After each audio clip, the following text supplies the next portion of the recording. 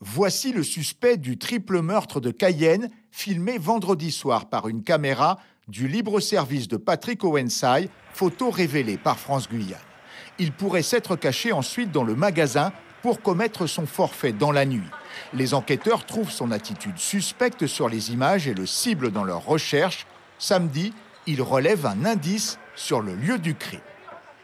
Nous, nos premières heures d'investigation, elles se sont surtout recentrées sur l'identification de l'auteur. Il faut savoir qu'au bout de 10 heures, on avait déjà isolé un ADN masculin qui n'est pas connu de la base, mais effectivement, on avait cette trace ADN. En consultant des caméras d'autres commerces et par un travail de terrain avec la photo du suspect, les policiers remontent jusqu'à son domicile, dans cet immeuble rue L'Alouette.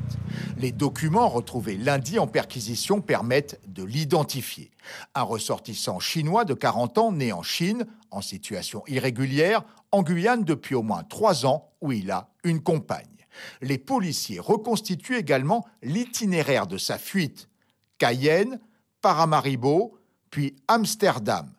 Trop tard pour l'intercepter aux Pays-Bas, il s'est envolé vers la Chine, où il est arrêté lundi soir à Pékin.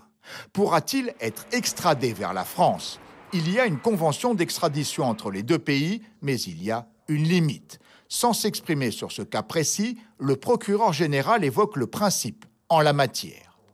Si le fugitif est de la nationalité du pays auquel on demande l'extradition, en général, le pays ne l'extrade pas. On n'extrade pas ses nationaux, sauf dans le cadre limité de l'Union européenne.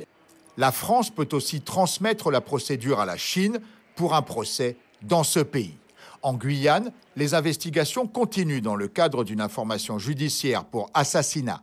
L'enquête ne s'oriente donc pas vers un vol qui a dégénéré, mais des actes prémédités.